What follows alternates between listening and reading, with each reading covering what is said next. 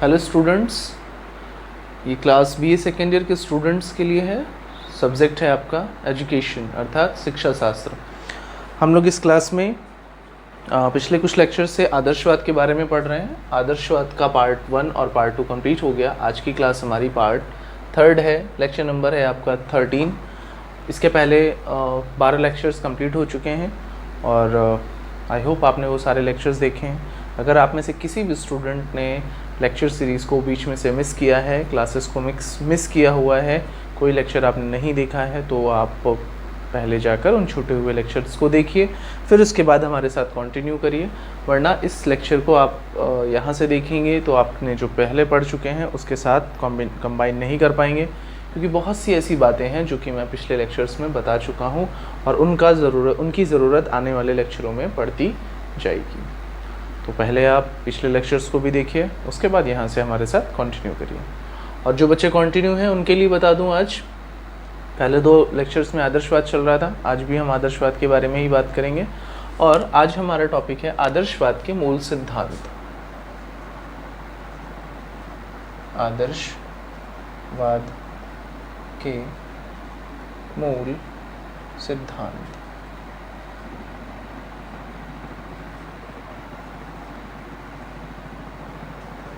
ठीक, point wise मैं लिखते जाता हूँ और डिस्कस करते जाएंगे। पहला मूल सिद्धांत है, यह ब्रह्मांड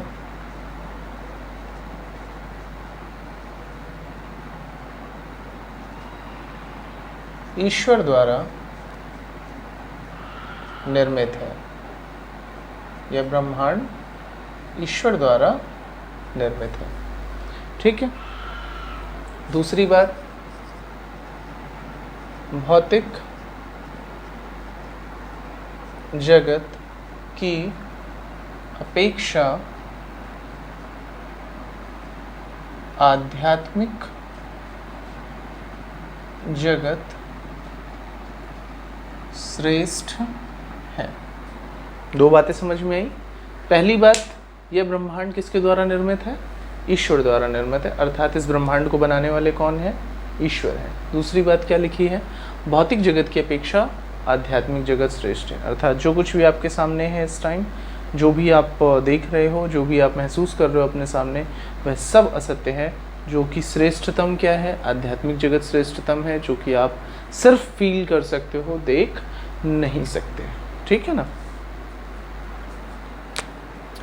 थर्ड बात, थर्ड सिद्धांत क्या है? आत्मा एक आध्यात्मिक तत्व है। आत्मा क्या है? एक आध्यात्मिक तत्व है और परमात्मा सर्वश्रेष्ठ आत्मा है। परमात्मा सर्वश्रेष्ठ आत्मा है। आत्मा, देखो, आत्मा क्या है? एक आध्यात्मिक तत्व है और परमात्मा सर्वश्रेष्ठ आत्मा है। आत्मा को आदर्शवादियों ने क्या माना? एक आध्यात्मिक तत्व माना। आत्मा को क्या माना? एक आध्यात्मिक तत्व माना। और परमात्मा को क्या माना? एक सर्वश्रेष्ठ आत्मा माना। चौथा सिद्धांत है इनका, मनुष्य संसार की सर्वश्रेष्ठ रचना है। मनुष्य क्या है? ये जो मनुष्य है, यानी कि जो हम हैं, वो हम क्या हैं? इस पूरे संसार की सर्वश्रेष्ठ रचना है, ऐसा आदर्शवादी कहते हैं। क्योंकि मनुष्य, पशु, पक्षी, सारे जीव, सारे प्राणी, जिनमें भी प्राण होते हैं, सभी प्राणी कहलाते हैं, सभी जीवित होते हैं। उन सभी में, इन सभी प्राणियों में मनुष्य ही श्रेष्ठतम है। सर्वश्रेष्ठ रचना कही गई, इसलिए कही गई कि मनुष्य के पास सोचने समझने की क्षमता है, डिसीजंस लेने की क्षमता है, बुद्धि है, विवेक है, सामाजिकता है। ठीक है। अन्य सभी प्राणियों से अधिक है। हमारी बुद्धि लब्धि अन्य सभी प्राणियों से श्रेष्ठ है, अधिक है। इसलिए आदर्शवाद के प्रमुख सिद्धांतों में इसे भी स्थान दिया गया है। मनुष्य संसार की सर्वश्रेष्ठ रचना है। नेक्स्ट, मनुष्य का विकास उसकी भौतिक तथा आध्यात्मिक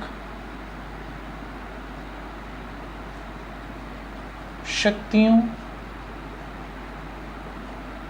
पर निर्भर करता है। मनुष्य का विकास उसकी भौतिक तथा आध्यात्मिक शक्तियों पर निर्भर करता है। अर्थात एक मनुष्य का विकास किस पर निर्भर करता है? उसकी भौतिक और उसकी आध्यात्मिक शक्तियों पर। भौतिक और आध्यात्मिक शक्तियों पर उसका विकास निर्भर करता है। 4 बातें समझ में आई आपको यहाँ से? 5 लिख चुका हूँ मैं। पहली, यह ब्रह्मांड ईश्वर द्वारा निर्मित है। दूसरी बात, भौतिक जगत की अपेक्षा आध्यात्मिक जगत श्रेष्ठ है। तीसरी बात, आत्मा एक आध्यात्मिक तत्व है और परमात्मा सर्वश्रेष्ठ आत्मा है। चौथी बात, मनुष्य संसार की सर्वश्रेष्ठ रचना है। और नेक्स्ट, मनुष्य का जो विकास है वो भौतिक तथा आध्यात्मिक शक्तियों पर निर्भर करता है। अगला सिद्धांत कहता है मनुष्य जीवन का अंतिम उद्देश्य आत्मानुभूति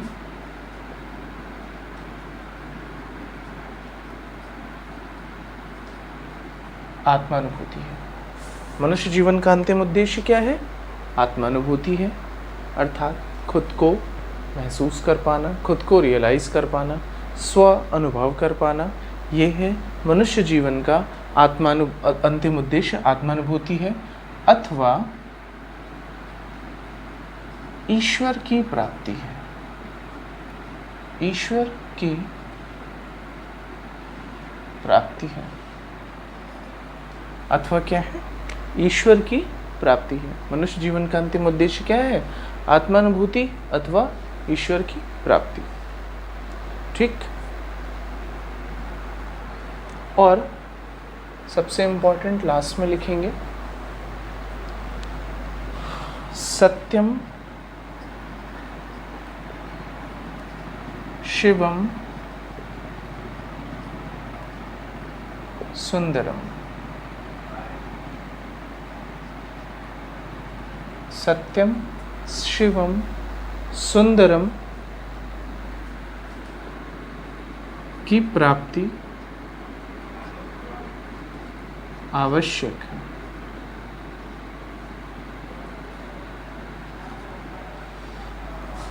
सत्यम शिवम सुंदरम की प्राप्ति आवश्यक है। ठीक है, इतनी बात समझ में आई? चलिए अब इसे समझ लेते हैं एक बार। ये आपके कुछ प्रमुख सिद्धांत हैं। पहला सिद्धांत, यह ब्रह्मांड ईश्वर द्वारा निर्मित है। इसके पहले जो परिभाषा हमने पढ़ाई थी आदर्शवाद की, उसमें भी इस बात को डिस्कस किया था कि ये ब्रह्मांड किसके द्वारा निर्मित है? ईश्वर द्वारा निर्मित है। ऐसा कौन मानते हैं? आदर्शवादी विचारधारा मानती है। और आदर्शवाद के प्रमुख सिद्धांतों में भी इसे स्थान दिया गया है कि आदर्शवादी प्रमुख सिद्धांत में पहला सिद्धांत है कि ब्रह्मांड ईश्वर द्वारा निर्मित है और किसी शक्ति के द्वारा निर्मित नहीं है।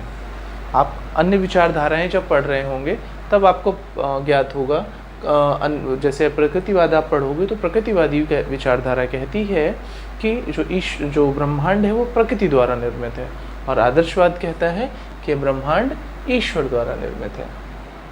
ठीक है, तो क्यों ये इनका मूल सिद्धांत क्यों है ईश्वर द्वारा निर्मित? ऐसा लिखा हुआ क्योंकि ये मानते हैं, इनके अनुसार इस पूरे ब्रह्मांड की रचनाकार ईश्वर है। नेक्स्ट, भौतिक जगत की अपेक्षा आध्यात्मिक जगत श्रेष्ठ है। किसकी अपेक्षा? भौतिक जगत की अपेक्षा, यानी जो कुछ भी भौतिक दिख रहा है उससे श्रेष्ठ क्या है? आध्यात्मिक जगत है। नेक्स्ट, थर्ड पॉइंट, थर्ड सिद्धांत इनके अनुसार आत्मा एक आध्यात्मिक तत्व है और परमात्मा सर्वश्रेष्ठ आत्मा है। आत्मा आध्यात्मिक तत्व है और परमात्मा सर्वश्रेष्ठ आत्मा है। मनुष्य क्या है? संसार की सर्वश्रेष्ठ रचना है। मनुष्य इस पूरे संसार की सर्वश्रेष्ठ रचना है। नंबर 5, मनुष्य का जो विकास उसकी भौतिक तथा आध्यात्मिक शक्तियों पर निर्भर करता है। किस पर निर्भर करता है? भौतिक और आध्यात्मिक शक्तियों पर। भौतिक मतलब जब तक शारीरिक रूप से मनुष्य सुदृढ़ नहीं होगा तो उसका विकास नहीं हो पाएगा। आध्यात्मिक रूप से भी अगर सुदृढ़ नहीं होगा तो भी उसका विकास नहीं हो पाएगा। ठीक है। नेक्स्ट पॉइंट, मनुष्य जीवन का अंतिम उद्देश्य आत्मानुभूति है अथवा ईश्वर की प्राप्ति है। ऐसा आदर्शवादी विचारधारा का मानना है कि मनुष्य जीवन का अंतिम उद्देश्य क्या है? आत्मानुभूति, अर्थात स्वयं की अनुभूति करना और ईश्वर की प्राप्ति। ठीक है, या ईश्वर की प्राप्ति, और नहीं या, अथवा लिखा है ना, या। और लास्ट पॉइंट है सत्यम शिवम सुंदरम की प्राप्ति आवश्यक है। मनुष्य के जीवन में सत्यम शिवम सुंदरम की प्राप्ति आवश्यक है। सत्यम का अर्थ है सत्य, जो सत्य है, चिर सत्य है, उसका ज्ञान होना मनुष्य के लिए आवश्यक है। शिवम से अर्थात यहाँ पर ईश्वर से है, ईश्वर का ज्ञान होना, ईश्वर की प्राप्ति होना अत्यंत आवश्यक है। और सुंदरम का अर्थ है कि मनुष्य जीवन का अंतिम उद्देश्य सुखी होना होता है। मतलब जीवन को किस तरह से जीना है?